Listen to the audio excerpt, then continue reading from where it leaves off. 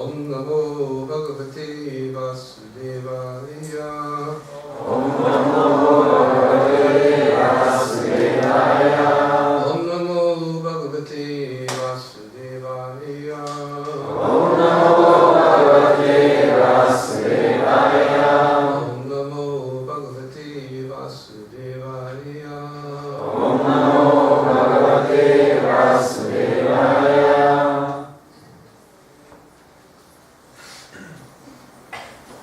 I'm going to be reading from teaching something content. I'm wondering if I should continue where I left off in the last place or start someplace new.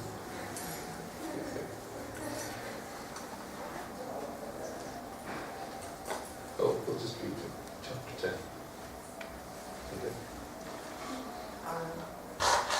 Tanításaiban fogunk olvasni a 10. fejezetből. These are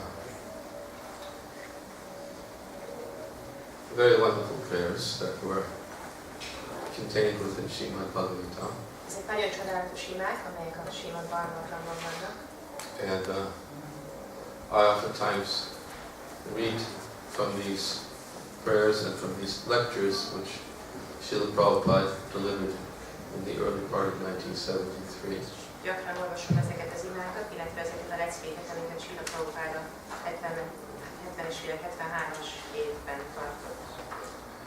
And I've been reading and speaking from this for about the last 4 months.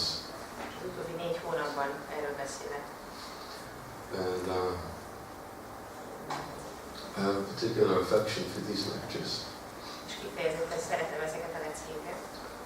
Because these lectures were delivered right around the time when I was coming to the Krishna Consciousness movement. Mert ezeket abban az időben tartott a Srila Prabhupada, amikor én csatlakoztam a Krishna tudatos mozgalomhoz. And although I wasn't fortunate enough to attend these lectures, És ha bár nem voltam olyan szerencsés, hogy részt vehessek ezeken a leckéken, during the early years when our spiritual master Srila Prabhupada would give lectures, then they would very quickly be recorded and a few copies would be sent to many of the temples, especially in North America.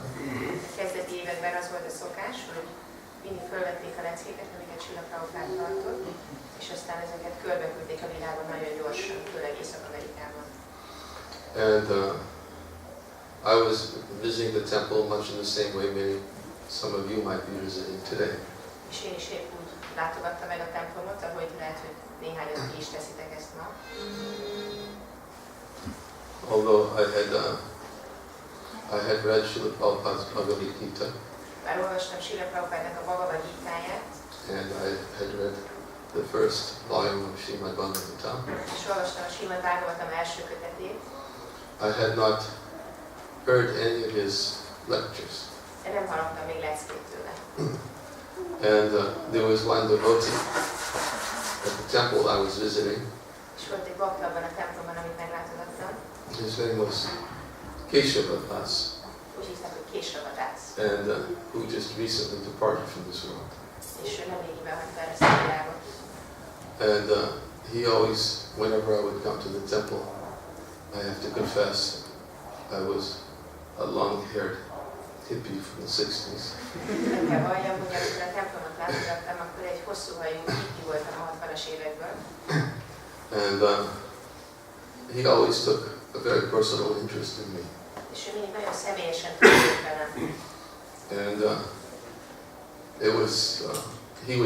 he knew Srila Prabhupada, he had associated with him a lot. Ő ismerte Srila Prabhupádot, és nagyon sokat volt Prabhupádnak a társaságában. And whenever I would come to the temple, he would treat me just like a friend. És amikor eljöttem a templomba, mindig úgy vált velem, mint egy baráttal. And I was very, very much attracted to him because I didn't feel like that he was looking down on me in any way because of my lifestyle. Nagyon vonzódtam hozzá, mert egyáltalán nem éreztem úgy, hogy lenézett volna engem az életstílusom miatt. And he would never point out any defects at all. És sosem mutatott rá semmilyen hibára sem. He just became a friend. Egyszerűen csak a barátom lett. And as soon as I would come to the temple, he'd greet me and he'd bring me up to his room. És amikor eljöttem a templomba, mindig üdvözölt és fölvitte a szobájába a templomban. And he'd just sit and talk and tell me stories about Srila Prabhupada. És ültünk és beszélgettünk és mesélt nekem történeteket Srila Prabhupádról. And he did something else that was very attractive to me. És csinált még egy dolgot, ami számomra nagyon vonzó volt. It might sound very strange to some of you, Lehet, hogy néhányatoknak furcsán hangzik, but I have to tell you what he was doing. de el kell mondanom, hogy mit csinált. I had a dog, Volt egy kutyám, and I really was attached to the dog. és nagyon ragaszkodtam a kutyámhoz. And I would always bring her to the temple whenever I come, and I'd leave her outside because obviously I couldn't leave her outside. Mindig vittem magammal, amikor a templomba mentem, és kihagytam, mert persze nem vihettem be. And he would, when I would come, he'd say, "Did you bring your dog?" És amikor megérkeztem, akkor mindig kérdeztem, hogy hoztad a kutyád? So I said, "Yes, she's outside. És akkor mondta, hogy igen, itt van kint, She's waiting for me." vár rám. Oh, where is she? Hol van? Oh, she's probably over there in the parking lot playing. Biztos ott játszik a parkolóban. So we'd always open up the window, call her name, and throw chapatis out the window. És akkor mindig kinyitotta az ablakot, szólította a nevén, és csapátikat dobált neki, hogy etesse őt. And he used to tell me, "See, your dog is going to be a human being in the next life. És akkor mindig mondta, hogy látod, a kutyádban ember lesz a következő életében. And she's eating food that's offered to Krishna." Mert olyan ételt eszik, amit fel volt ajánlott Krisnának. And Prabhupada oftentimes used to give the analogy about the spiritual master. He would say the spiritual master is like Krishna's dog. Prabhupád gyakran használta ezt az analógiát, hogy a lelki tanítómester olyan, mint Krisna kutyája. He said, just like if a man has a dog and you do something to the dog, for the dog, immediately the master recognizes and appreciates it. És szokta ezt mondani, hogy ugye, mikor az embernek van egy kutyája, hogyha valaki a kutyával valami kedveset tesz, akkor a kutyának a gazdája is rögtön örül. So he used to give the example, so therefore the spiritual master is like Krishna's dog. If you do something, then you get Krishna's attention.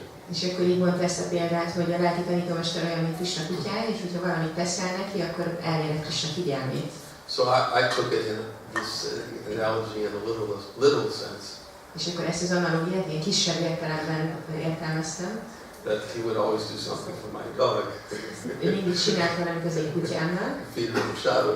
praszába I was melegette, very grateful to him. és én nagyon hálás voltam neki.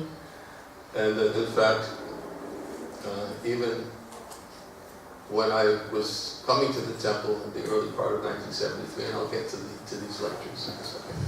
De amikor a 73-as évek elején jártam a templomban, és el fog jutni ezekhez a versekhez néhány másodperc múlva, He knew that I was very attached to the dog, tudta, hogy nagyon ragaszkodom a kutyámhoz. even though I had a guitar and I had a girlfriend. Volt gitárom, volt barátnőm, And but he could see that probably the dog was in the number one position. a kutya volt az első helyen.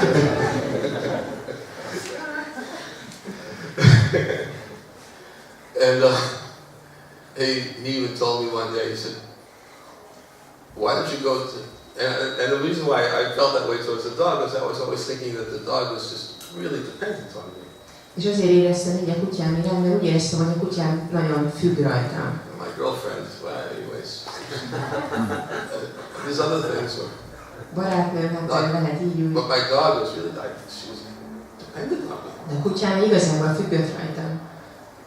So it was very difficult for me to leave her. És nagyon nehéz lett volna elhagyni őt. So he said to me, he said, "Why don't you go to the farm És akkor in mondta, Vrindavan, miért nem mész el az új Vrindavani farmra, and why don't you stay there?" és miért nem maradsz ott? So I said, "Why do you say that?" Kérdeztem, hogy miért mondod ezt? So he said, "There are many dogs in Vrindavan." Vrindavonban sok kutya van. I said, "Mean I could go there and keep my dog?" De azt jelenti, hogy elmentek oda úgy, hogy megtartom a kutyát? He said, "Sure, there's dogs everywhere in Vrindavan." Persze, így van kutyákkal. So I decided to take up the suggestion. I went to Vrindavan. És akkor úgy döntöttem, hogy elfogadom a javaslatát, és elmegyek új Vrindavonba. And when I arrived in Vrindavan, I brought my things and I said, I'm coming to spend some time here. I want to stay. És amikor megérkeztem, akkor vittem a cuccaimat, és mondtam, hogy akkor most itt vagyok, és szeretnék maradni valameddig. And I said, but I have a dog. Is that all right? És mondtam, hogy és hát van egy kutyám, ez nem probléma? And he said, oh sure, no problem at all. Persze, egyáltalán nem probléma. So I said, okay, well, how do I feed her? És akkor mondtam, hogy jó, és hogy tudom etetni? And they said, feed a dog? We don't feed any of the dogs here. És akkor mondtam, hogy etetni? Hát még nem etetjük a kutyákat. I said, what do you mean? Don't feed the dogs. We don't feed the dogs. What do they eat? Hogyan tudják, hogy nem etették a kutyákat? Hogyha nem etetitek, akkor mit esznek? And the devotees pointed to a dog whose name was Muchukunda. És akkor a kutyának mindig a bakta rámutatott egy kutyára, amit úgy hívtak, hogy Muchukunda. You see Muchi over there? Hát a Mucsi. So I said, yeah, I see him. Igen, látom. You notice something about him? I said, yeah. Látsz rajta valamit? Igen. Because Muchukunda lost one of his legs in the threshing machine, and he only had 3 legs. Muchukundának az egyik lábát levágta ez a szenétörlő gép, és csak 3 lába volt. So the devotee said to me, does he look unhealthy to you? És akkor kérdezték, hogy neked egészségtelenek tűnik? I said, well, besides the fact that he only has 3 legs. Ezek kívül csak olyan lábam,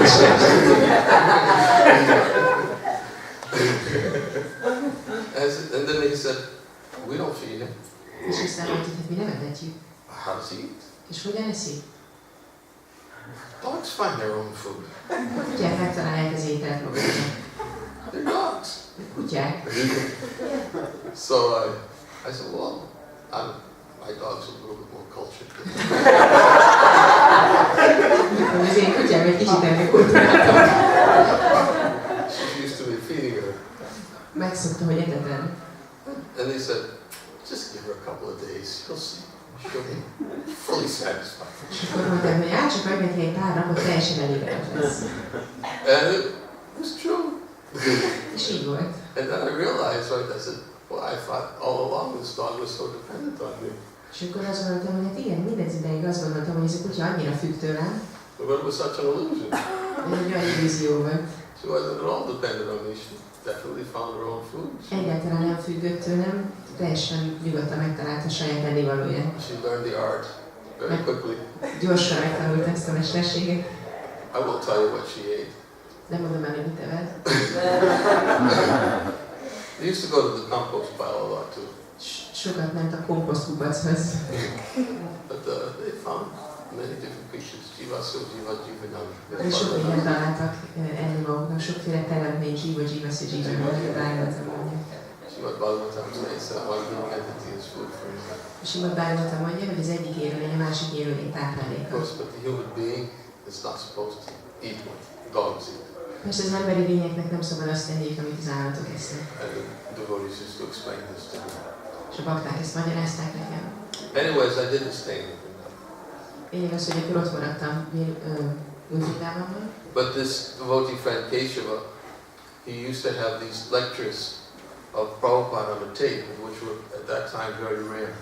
De lényeg az, hogy ennek a baktának, ennek a Késavának voltak Prabhupád kazettái, ami abban az időben nagyon ritka dolog volt. And if somebody, it was sort of like a privilege to have Prabhupada's lectures, because they weren't really reproduced and widely available. Ez egy nagyon különleges dolog volt, hogy valakinek megvan a Prabhupád leckei, mert nem voltak széles körben elérhetőek.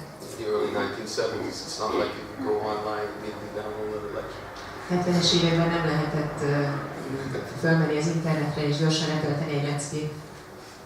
So he had this collection of lectures that Prabhupada was giving at that time because he was a very senior devotee. Mivel hogy idősebb bakta volt egy lecke gyűjteménye, azokban a leckékben, amiket Prabhupád abban az időben tartott. And one day when I was visiting the temple, he said, here I have a present for you, and he gave me the lecture. És egy nap, amikor a templomban látogattam, akkor mondtam, hogy van neked egy ajándék, és adott egy leckét. And it was one of these lectures of Queen Kunti from the first canto of Srimad Bhagavatam. És az egyik lecke volt Kunti Devi tanításaiban, Srimad Bhagavatam első éneklében. And I used to listen to the lecture every day. És minden nap meghallgattam ezt a leckét. Because at that time, I was just visiting the temple and it was very difficult to understand Srila Prabhupada's accent.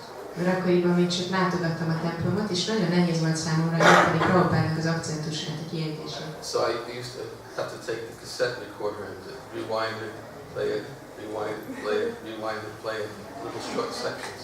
És akkor mindig elkezdtem hallgatni a kazettát, és aztán visszatekertem, elindítottam, visszatekertem, elindítottam, visszatekertem, elindítottam ilyen kis részenként. And I listened to Prabhupada's, this particular lecture of Srila Prabhupada in that way. És ezt a konkrét leckét ilyen módon hallgattam. And I might as well continue the story. Bizony, folytathatom is a történetet.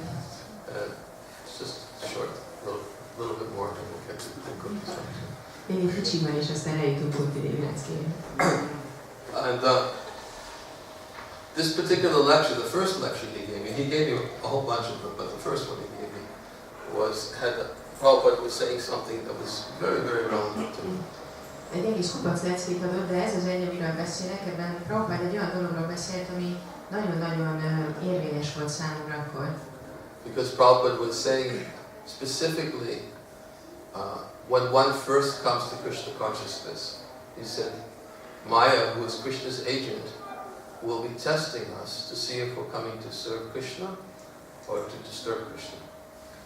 Mondta, hogy amikor jövünk a Krishna tudathoz, akkor Mája, aki Krishnának az ügynöke, tesztelni fog bennünket, hogy azért jövünk, hogy szolgáljuk Krishnát, vagy hogy zavarjuk Krishnát.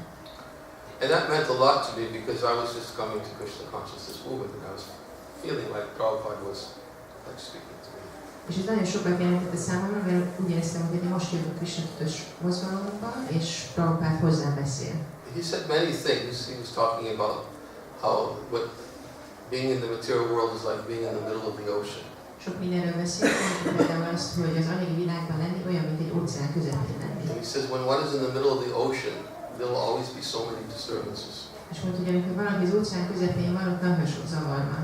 He says therefore, one should not, when one is in the material world, one should not expect that this material world will be a peaceful place.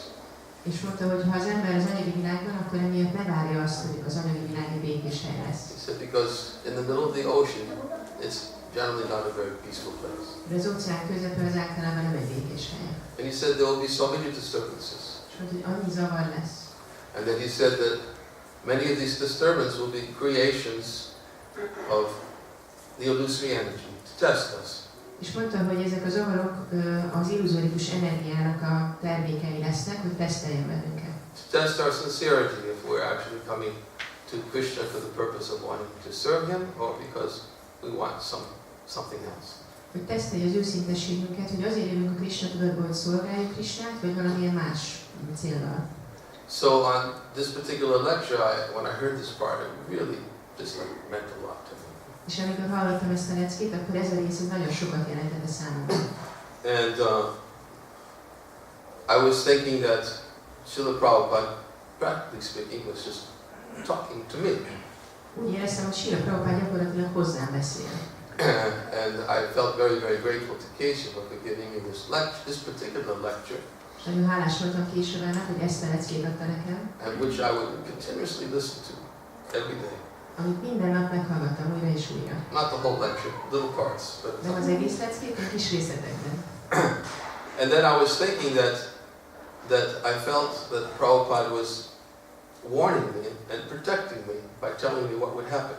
És úgy éreztem, hogy Prabhupád figyelmeztet és vigyáz rám tehát, hogy azzal, hogy elmondja, hogy mi fog történni. And I almost felt that because I had this little, it's like sort of like a secret connection to dealing with Maya. És úgy éreztem, hogy van egy ilyen titkos kapcsolatom, ami segít abban, hogy tudjak viszonyulni Májához, hogy tudjak kezelni, hogyha jön Mája. Because Prabhupada was telling me that you're going to be tested. Mert Prabhupada mondta nekem, hogy tesztelve leszel. Because I was coming to Krishna consciousness. Mert én voltam az, aki ugye jön a Krishna tudatba. So I was thinking feeling almost like invincible. És akkor úgy éreztem, hogy én legyőzhetetlen vagyok. Because I understood that it was a test. Whatever difficulty would be a test from the illusory energy, and because I would immediately be able to identify it, I'd have no problem. De megértettem, hogy bármilyen teszt is fog jönni, ez az illuzórikus energia tesztje lesz, és mivel én fel fogom ismerni, hogy most ami történik az, ezért nem lesz problémám. Because generally identifying a test is most of the problem. Általában az, hogy beazonosítjuk, hogy most ez egy teszt, ez a problémának a nagy része. Especially when we identify who's giving the test.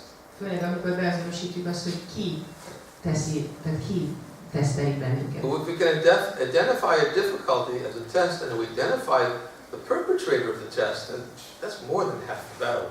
Tehát, hogyha beazonosítjuk, hogy most itt egy tesztről van szó, és beazonosítjuk, hogy ki az, aki küldte ezt a tesztet, akkor már a csata felét megnyertük. And I almost felt as if Srila Prabhupada was sort of like giving me what do you call it, when you get inoculation. És úgy éreztem, hogy Srila Prabhupada itt beolt engem. He was protecting me from any future tests which would come by warning me who was going to be doing it and why. Jövendő tesztről, ezáltal, hogy figyelmeztet rá, hogy ezt ki fogja előidézni, és miért. So I felt somewhat confident that I was going to be tested. Biztos voltam benne, hogy tesztelve leszek. I was waiting for it. És vártam. Ready? Okay. Kész vagyok rá. Tested. Tesztelni. And I actually felt like, I'm serious, I felt like I know exactly what's going to happen, who's going to be doing it. Prabhupada already prepared me. Komolyan mondom, hogy úgy éreztem, hogy értem, hogy mi fog történni, Prabhupada felkészített rá, hogy jöjjön. So when I moved in the temple shortly thereafterwards, És amikor beköltöztem a templomba, nem sokkal ezután, I was waiting for the test. vártam a tesztet. Because generally one thinks in the beginning, at least in those days, in the beginning meant when you moved in the temple. Mert általában akkoriban úgy értelmeztük, hogy az elején az azt jelenti, hogy amikor beköltözik az ember a templomba. Because in those years it was a little bit different than today. Many people join Krishna consciousness movement and never move into the temple. Azokban az időben egy kicsit más volt minden. Manapság sokan csatlakoznak a Krishna tudathoz, anélkül, hogy bármikor is beköltöznének a templomba. And it's not that there's any defect whatsoever. And it's for most cases, in many cases, it's probably beneficial for them to not move into the temple. És ezzel nincs is semmi probléma, mert általában a legtöbb esetben így is jobb, hogy nem költöznek be a templomba. But in the early 1970s, practically speaking, when we talk about the beginning, it was when we moved into the temple. De a 70-es években, amikor arról beszéltünk, hogy a kezdete a Krishna tudatos gyakorlatunknak, ez azt jelentette, hogy amikor beköltözünk a templomba. So I decided that after I went to New Vrindavan and it didn't work here, I decided I was going to move into the Boston temple. Miután elmentem úgy Vrindávamba, és ott nem működött az ottani élet, akkor úgy döntöttem, hogy beköltözök a bostoni templomba. And I felt, as I said, like invincible. És ahogy említettem, legyőzhetetlenek éreztem magam. Waiting for the test. És csak vártam a tesztet. And for some reason the test wasn't coming. És valamit nem jött a teszt. And I began to question, like, well, Prophet told me this, I was going to be tested, but everything's just wonderful. És akkor gondoltam, hogy Prabhupád mondta, hogy jönni fog a teszt, de minden olyan csodálatos. You know, although I was thinking a little bit about my guitar. Már volt, hogy a gitáromra gondoltam. I was thinking about my dog, Kutyámra is gondoltam. who I left behind. Akit ott hagytam magam mögött.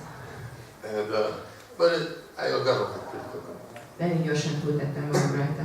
And I was waiting for a big test, but it just never came. És vártam a tesztet, de valahogy nem jött. And a few weeks went by like that, and I was thinking, well, Prabhupada told me it's going to come. Why is it coming? És akkor eltelt néhány hét, és akkor gondoltam, hogy Prabhupád mondta, hogy jönni fog, miért nem jön? So I didn't realize it, but a test started to manifest. Realizáltam, hogy elkezdett megnyilvánulni egy teszt. But I didn't identify it at the time. De nem vettem észre, hogy ez most az. I sort of like, somehow I forgot. Valahogy Prabhupada warned me about the test, and I didn't identify what was happening with me as a test. valahogy megfelelkeztem arról, hogy Prabhupád figyelmeztetett, hogy jönni fog a teszt, és nem vettem észre, hogy most jött a teszt. There's an expression in English, I don't know if it's translatable, but for instance, when a person is fighting, and he puts his hands down, and all of a sudden when he puts his hands down, somebody gives him what's called a sucker punch. Van egy ilyen angol kifejezés, nem tudom, hogy ennek van egy magyar megfelelője, de amikor valaki harcol valakivel, és akkor valamikor így leengedi a kezeit, és nem figyel oda, és akkor behúznak neki egyet. In other words, usually you have your hands down and you're defending yourself, but when you put your hands down, You don't expect somebody to hit you. Általában az ember fenntartja a kezét, amikor próbálja megvédeni magát, és amikor engedi a kezét, akkor engedi rá, amikor nem számít rá, hogy most valaki meg fogja ütni. I had my hands down and Maya. Leengedtem a kezeimet, és Maya behúzott egyet. And what the test was, I was having a difficult time getting up from Mangalarti. És a teszt az volt, hogy nehézségek jelentett a számomra az, hogy felkeljek Mangaláratira. It was very hard for me to get up at 3:30 in the morning. Nagyon nehéz volt 3:30-kor kelni. And it was becoming more and more difficult. És egyre nehezebb volt.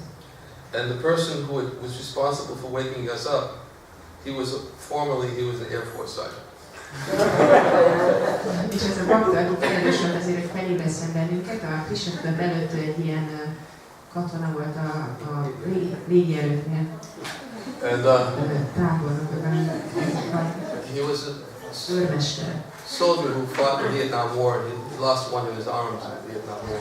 Harcolt a vietnámi háborúban, és el is vesztette az egyik karját. But he could do with his one arm more than what most people do. Egy karral többre volt képes, mint amire a legtöbben két karral képesek. And he also, just as I remembered something that Prabhupada said, but I forgot. He also had a particular mantra that he always used to remind me and everybody else about. És ugye nekem volt ez a dolog, amit Prabhupád mondott, és amire emlékeztem, aztán átfelejtettem. Neki is volt egy dolog a fejében, amit mindig mondott, mint egy ilyen mantrát rendszeresen ismételt. He would quote Prabhupada Bhagavad Gita where he says that one should follow the instructions of the spiritual masters if they're a military spirit. Azt idézte, hogy Prabhupád mondja a Bhagavad Gitában, hogy az embernek a lelki tanítómester szavait úgy kell követni, mint hogy a katonasságnál az ember követi az utasításokat. And he started to employ different techniques for getting me up in the És morning. mindenféle technikákat elkezdett kifejleszteni, hogy felébressze reggelente. And some of them were quite severe. És voltak elég súlyosak. He used to lift up the sleeping bag and shake me out of it. Felemelte a hálózsákomat, és így kirázott belőle. And it was becoming, and I had forgotten that this could have been a test. És megfeledkeztem róla, hogy lehet, hogy ez a teszt. Somehow I just didn't make the connection between the difficulty of getting up and Prabhupada's words. Nem tudtam összekapcsolni azt, hogy most nehézségem van felkelni, és aztán ott volt a Prabhupád szavai. So one morning I remember very, very distinctly. És emlékszem nagyon-nagyon világosan, hogy egy reggel With my fist I hit the ground and I said, that's it, I can't do it anymore. az ökrömmel így vertem a földet, és mondtam, hogy kész, elegem van, nem bírom tovább. And I was thinking, that's it, I'm leaving. És akkor azt gondoltam, hogy én most megyek. And then all of a sudden, like Prabhupada's words, like somebody turned on a tape recorder in my heart. És akkor hirtelen Prabhupád szavai úgy jelentek meg az elmémben, mint hogyha valaki a szívemben bekapcsolt volna egy magnót. And I heard everything that Prabhupada said. He said that, yeah, he said in the beginning, Maya will be testing us to see if we're coming to sincerely serve Krishna or disturb Krishna. És akkor így hallottam a Prabhupád hangját, hogy mondja, hogy amikor jövünk, akkor a kezdetben Krishna tesztelni fog bennünket, hogy azért jövünk, hogy őszinték vagyunk és szolgálni akarjuk Krishnát, vagy azért, hogy zavarjuk Krishnát. And that tape and those remembrance of those words actually at that point literally saved me. És azt, hogy tudtam emlékezni ezekre a szavakra, amit azon a kazettán hallgattam, ez megmentett engem. Because then I immediately identified what was happening to me. Mert azonnal megértettem, hogy most mi is történik velem. I remembered Srila Prabhupada's words in connection with the test. Emlékeztem Srila Prabhupádra, a szavaira, a teszttel kapcsolatban. And it was almost like an illumination that took place in my heart. És olyan volt, mintha így megvilágosodtam volna a szívemben. And it was at that point I understood what is the actual meaning of connection with the instructions of the spiritual És master. akkor megértettem, hogy mit is jelent kapcsolatban lenni a lelki tanítómester szavaival. That spiritual masters' instructions are there to help us overcome the obstacles of materialistic life. A lelki tanítómester utasításai azt a célt szolgálják, hogy legyőzzük az anyagi életnek az akadályait. And that they are a source of spiritual strength. És hogy ezek a szavak a lelki erőnek a forrásai. And if one remembers them, in the face of adversity, one will feel sheltered and capable of crossing over the ocean of material existence. És amikor nehézség esetén emlékezünk rájuk, akkor menedékben fogjuk magunkat érezni, és át tudjuk szállni az anyagi lét óceánját. And it was also at that point when I realized that when I said, yeah, I can't do this anymore, I realized I was right. És amikor azt mondtam, hogy nem bírom tovább, akkor aztán megértettem, hogy igazam is volt. I knew that I can't do it. Tudtam, hogy én nem bírom tovább. Én nem vagyok képes ezt tovább csinálni. And that as soon as I think I am doing anything, that's the illusion. És amit azt gondolom, hogy én csinálok valamit, ez az illúzió. That actually bhakti or devotional service is not a singular effort. A bhakti vagy az odaadó szolgálat nem egy egyéni erőfeszítés. Bhakti, in essence of bhakti, is to feel completely dependent upon a source of spiritual strength. A bhaktinak az a lényege, hogy teljes mértékben függünk a lelki erőnek forrásától.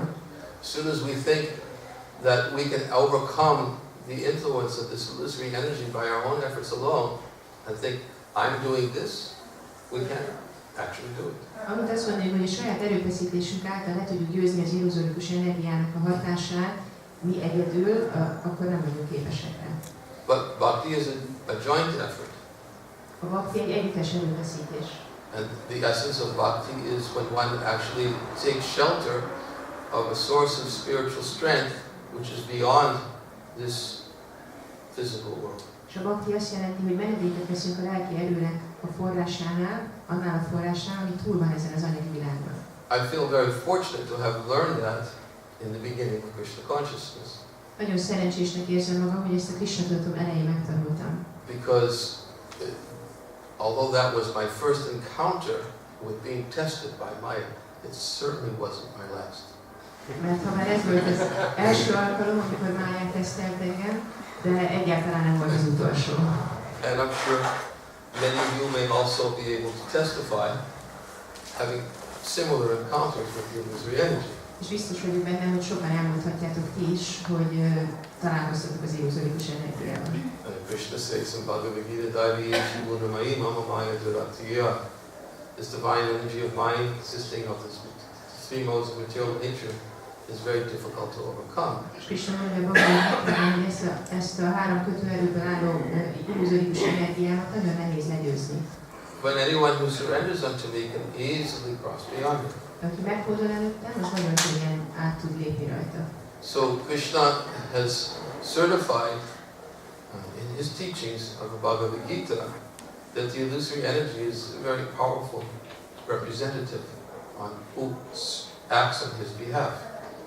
Krishna Bhagavad Gitában elmondja, hogy az illuzórikus energia nagyon hatalmas képviselője annak, hogy ki cselekszik az ő nevében. And the illusory energy, as Krishna states, works according to his direction. Az illuzórikus energia, ahogy Krishna mondja, Krishna irányítása szerint működik. Maya dakshina prakriti suyate satcharatchadam. He says this material nature works according to my direction, produces all moving and non-moving beings. Azt mondja, hogy az illuzórikus energia az én irányításom szerint működik, és hozza létre a mozgó és mozdulatlan élőlényeket. So the material energy is, of course, one of Krishna's energies. Az anyagi energia persze Krishnának az energiája. And he has three primary energies. Krishnának három fő energiája van. One of them is the material energy, the other is the spiritual energy, and the other is the living entity who belongs to the spiritual energy but can come under the influence of the illusory energy. Az anyagi energia, a lelki energia, és az élőlény, aki a lelki energiához tartozik, de az anyagi energia hatása alá tud kerülni. These are the three primary energies of the Supreme Lord. Ez az Úr három fő energiája. And therefore, although Maya, or the illusory energy, acts in such a way to keep us entangled in the material world, És ha bár Mája, az illuzórikus energia úgy működik, hogy próbálja lekötve tartani bennünket ebben az anyagi világban, according to our desire, a vágyunk szerint, but she also can act in such a way to help us come closer to Krishna. de úgy is tud működni, hogy segítsen bennünket, hogy közelebb tudjunk kerülni Krishnához. And that's why she tests on Krishna's behalf, as Krishna's agent, És ezért tesztel bennünket Krishna nevében, Krishna ügynökeként. to see if we're genuine, if there's sincerity, that actually we want to serve Krishna, or actually thinking to disturb him. Hogy megnézem, hogy őszintén akarjuk-e szolgálni Krisnát, vagy azért jöttünk-e, hogy zavarjuk őt. And I learned this from these few words that Srila Prabhupada had given, these prayers of Queen Kunti in this lecture of 1973. És ebből az 1973-as leckéből tanultam meg, ahol Srila Prabhupada Kunti Dévi imáiról beszél. And then as I said, Keshava, my godbrother, gave me a whole stack of many other lectures that Prabhupada was giving at that time. És hogy mondtam, később egy egész kupac, az Isten testvérem egy egész kupac felvételt adott ide, olyan felvételeket, amit Srila Prabhupada akkoriban tartott. So many of these lectures and teachings of Queen Kunti were actually my nourishment in my early years of Krishna consciousness. És ezek a leckék, amelyek Kunti Dévi szavairól szóló leckék voltak, ezek tápláltak engem a Krishna tudatom kezdetén. And every time I read from them and speak from them, and I'm always awestruck at the most simple but profound presentation of Krishna consciousness that Srila Prabhupada gives in these lectures. És akárhányszor olvasom ezeket, vagy beszélek ezekről, mindig le vagyok nyűgözve, hogy milyen csodálatosan egyszerűen beszél Srila Prabhupada Krishna tudatról. They are literally ever fresh. Ezek a leckék mindig frissek. He specifically was speaking, and this was an early part of 1973, is sort of like the formative years of the growth of the Krishna consciousness movement. A 73-as év, ez igazából a Krishna tudatos mozgalom kialakulásának a kezdeteit jelentette. And most of the devotees who had joined had only been in the movement at that time maybe just a few years. És a legtöbb bakta, aki itt volt akkor, ők csak néhány éve volt bakta. And it's described that the spiritual master, he's like supposed to be like a guardian of devotional service. Így azt mondják, hogy a lelki tanítómester olyan, mint aki óvja vagy őrzi az odaadó szolgálatunkat. That he takes personally the responsibility to nourish and to strengthen the faith of those who are dependent upon him. Felelősséget vállal személyesen, hogy táplálja és megerősítse a hitét azoknak, akik függnek rajta. We oftentimes use the example how faith, when it takes birth, faith in devotional service, when it takes its birth in the heart of a living entity, it's like the birth of a newborn baby girl.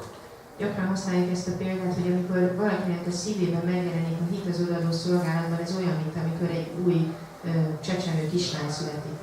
And the parents, when they have a newborn baby girl, they're very eager, attentive to protect the newborn girl from dangerous elements.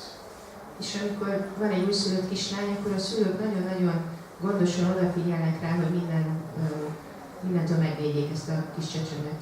Heat and cold, hunger, Hidegtől, a melegtől, az éhségtől, a szomjúságtól. and also protect from all forms of dangers. És megvédjék mindenféle veszélytől is. Just like Mother Yasoda, when Krishna used to go out to the forest, she used to chant mantras to protect Krishna, because she could see that whenever Krishna went to the forest with his cowherd boys, he always seemed to confront some demons. Mint Yasoda, hogy amikor Krishna ment az erdőbe, akkor mindig különböző mantrákat vibrált a különböző testrészeire, hogy megvédje őket, már hogy megvédje Krishnát, hogyha megy az erdőbe, már hát az volt a tapasztalat, hogy mindig különféle démonokkal kell konfrontálódnia. And because Mother Yasoda, she had this parental affection, maternal affection towards Krishna, thinking him as her son, she felt responsible to protect him. Mivel Yasoda anya szülői anyai szeretettel fordult Krishnához, ezért úgy érezte, hogy neki védelmeznie kell őt és táplálnia kell Krishnát. She would think Krishna is helpless and he's dependent on me. Ő azt gondolta, hogy Krishna tehetetlen és tőle függ. And she would chant mantras and protect him from all sides before he would go into the pasturing grounds. És akkor különböző mantrákat énekelt, hogy minden oldalról megvédje őt, mielőtt Krishna ment a legedőre. And she was very careful and attentive to see that he was properly nourished. És nagyon figyelt rá, nagyon gondos volt, és nézte, hogy mindig megfelelően legyen táplálva Krishna. So Bhaktivinoda Thakur uses that analogy that faith, when it takes its birth in the heart of a living being, it requires to be protected and nourished. Bhaktivinoda Thakur használja ezt az analógiát, hogy amikor az élőlényben felébred a hit, akkor ezt vigyázni kell rá, és táplálni kell. So in these lectures that Prabhupada was giving, you really get a sense that Prabhupada was fulfilling that role in relationship to his disciples. És amikor ezeket a leckéket hallgatja az ember Prabhupádtól, akkor érzi azt, hogy Prabhupád akkor ezt a szerepet töltötte be, így érzett a tanítványai felé. He was giving exactly the nourishment and doses so that we could get strong. A megfelelő adagokban táplálta a baktákat, hogy megerősödjenek. And he was protecting us by warning us about pitfalls that we could confront in our early stages of Krishna consciousness. És megvédett bennünket azáltal, hogy figyelmeztetett, hogy milyen csapdák vannak a Krishna tudat kezdeti időszakában. And I found somehow in these lectures, and I guarantee that if any of you read teachings of Queen Kunti, but I heard it's not translated in Hungarian, is that true?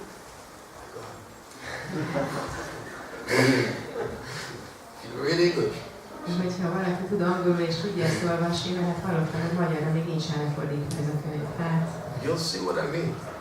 hogyha tudjátok olvasni, akkor majd megértitek, hogy miről beszélek. Srila Prabhupada was putting some really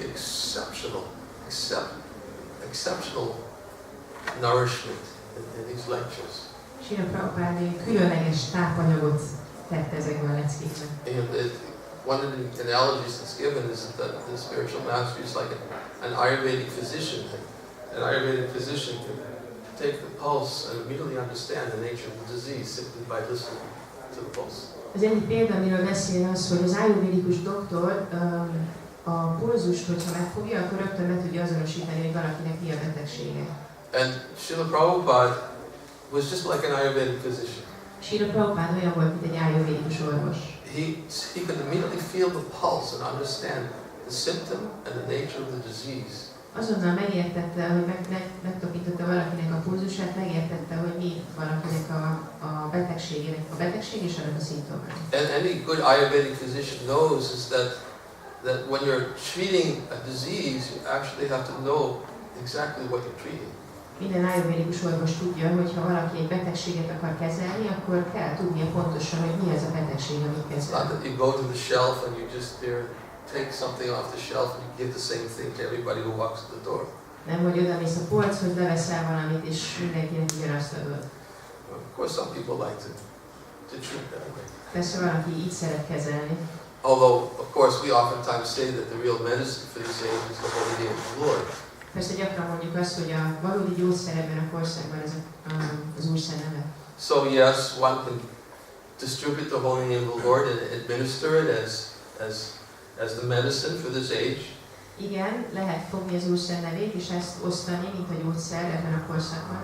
And even Lord Chaitanya says, Einechio Shoninmaya Nashi Paralavi. He says, take this medicine, the Harinam Mahamantra. It will cure you. És még az Úr Chaitanya is mondja, hogy fogd ezt a szent nevet, fogadd el, és ez meg fogja gyógyítani a betegségedet. But medicine always has to be administered according to the expert treatment of a physician, qualified physician. De a gyógyszert mindig a képesített orvos útmutatásai szerint kell bevenni. And therefore, in order to adequately treat the patient, the physician has to understand the nature of the disease. De ahhoz, hogy az orvos megfelelően tudja kezelni a beteget, meg kell érteni, hogy mi a betegség természete. And although the root cause of our disease is understood to be ignorance of our spiritual identity, És ha bár a betegségnek a gyökere az, hogy tudatlanok vagyunk azzal kapcsolatban, hogy mi a valódi önazonosságunk, that ignorance manifests itself in a variety of ways. ez a tudatlanság ez nagyon sokféleképpen tud megnyilvánulni. Just as for me it manifested itself in attachment to a dog. Számomra ez úgy nyilvánult meg, hogy ragaszkodtam a kutyámhoz. Not many people, or not everyone has that same attachment. Nem mindenkinek van ugyanez a ragaszkodása.